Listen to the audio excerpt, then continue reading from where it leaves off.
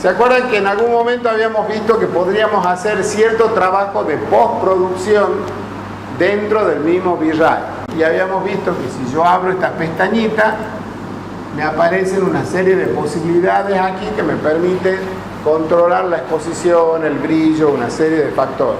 De la misma manera, tenemos otro cuadro que nos permite hacer un trabajo de postproducción, pero no este tipo de efectos, sino para efectos puntuales relacionados con los lentes de la cámara que esté utilizando.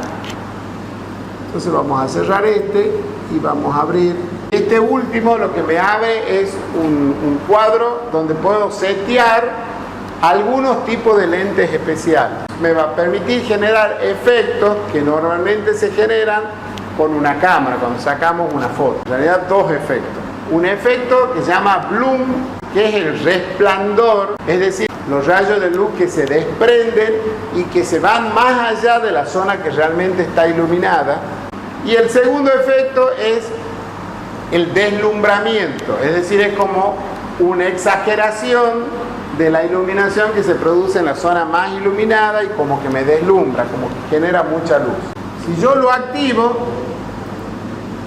se ve ese resplandor. Fíjense que cuando yo lo exagero, me doy cuenta que ese resplandor no solamente se está dando en la lámpara, que es donde yo quiero que se dé, sino que se está dando en toda la escena. Si lo apago, fíjense cómo la escena, cuando lo subo, ese resplandor se está dando acá, que es donde yo quiero que se dé, pero también se está dando en toda la escena. Fíjense cómo toda la escena se ha puesto como más borrosa. Y eso yo no quiero que pase.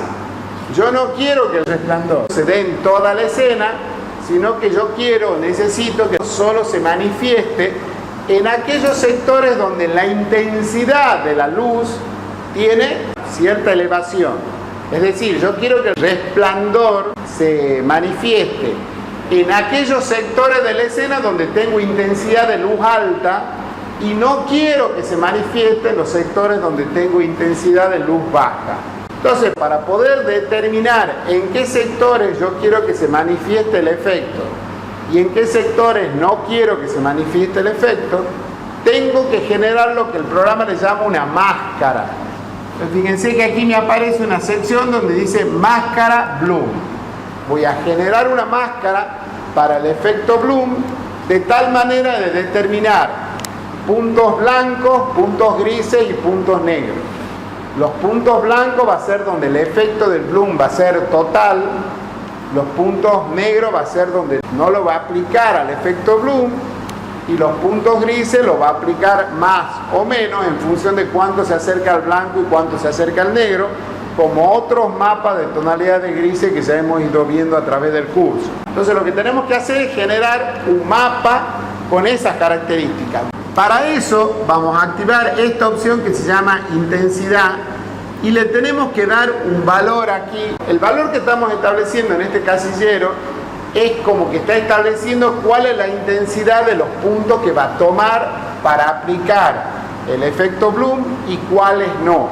Es decir, los puntos que tengan una intensidad menor de la que está establecida ahí, va a tomarlo como que no tiene que aplicar el efecto bloom, y los que tengan una intensidad mayor a la que está establecida ahí, la va a tomar como puntos donde tiene que aplicar el efecto bloom. Es como el límite. Entonces, como está en un valor relativamente bajo, está aplicando el efecto bloom en puntos donde la intensidad luminosa es relativamente baja. Y nosotros queremos que el efecto bloom solo le aplique en aquellos puntos donde la intensidad luminosa es alta. Entonces lo que tenemos que hacer es determinar una intensidad límite entre los sectores donde queremos que afecte y los sectores donde no tenemos que afecte, relativamente alto. Entonces vamos a volver a procesarlo, pero con un valor de 10.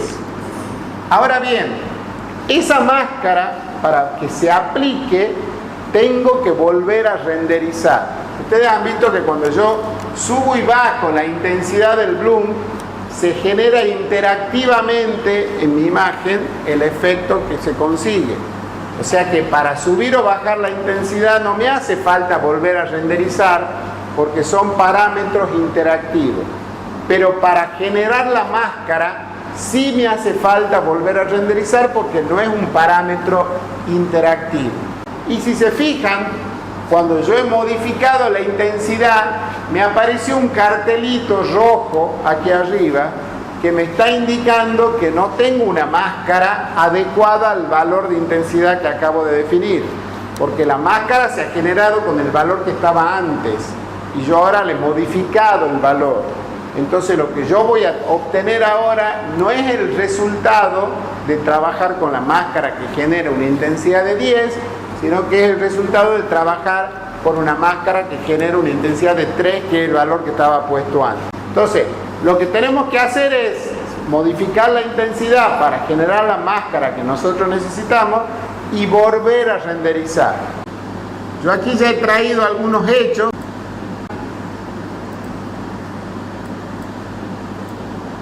Cuando nosotros utilizamos este recurso del Bloom y trabajamos con máscara, cuando mandamos a renderizar nos genera solito el canal con la máscara. Entonces fíjense que esta es la máscara que genera con una intensidad de 3.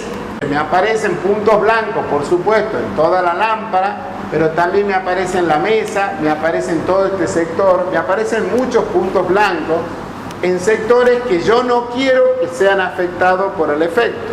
Solo quiero que este sector esté afectado por el efecto Bloom. Entonces, cuando yo genero una máscara con una intensidad de 3, esta es la máscara que me genera. Si yo en cambio le pongo una intensidad de 10, me genera esto. Fíjense que toda esta parte ya prácticamente no me aparecen puntos blancos y me aparecen solo los puntos blancos en este sector y un poco en la mesa. Si yo subo la intensidad y le pongo una intensidad de 20, por supuesto que voy disminuyendo la cantidad de puntos blancos que me van a aparecer en todo el sector donde no hay una luz intensa, pero se mantienen los puntos blancos de la zona de la lámpara, que es la que a mí me interesa. Entonces, lo importante es buscar cuál es el valor de intensidad correcto para conseguir la máscara que nosotros necesitamos lograr en función de cuáles son las zonas o los sectores de la imagen que nosotros queremos que se vean afectadas por el efecto Bloom. Entonces vamos modificando la intensidad y vamos renderizando. Vamos a cerrar este, vamos a volver a abrir este. Hagamos de nuevo el render este. Ahí cuando he terminado el render, fíjense que desaparece el cartelito rojo, porque ahora como he vuelto a hacer el render, ya le he asignado la nueva máscara. Y de aquí yo le puedo modificar la intensidad, de aquí le modifico el tamaño. Y fíjense que en esta zona ya no está siendo afectada por el Bloom, porque la máscara que se ha generado es una máscara como esta, donde fíjense que me aparece muy blanco acá, esta zona que es la que está iluminada directamente por la lámpara también me aparece blanco, pero el resto me aparece en negro. Yo puedo controlar desde acá entonces el tamaño y la intensidad para terminar de definir el efecto de resplandor que quiero lograr. Lo mismo con el efecto de deslumbramiento, que es el parámetro Gray, que tiene algunas complicaciones más, pero básicamente el funcionamiento es el mismo.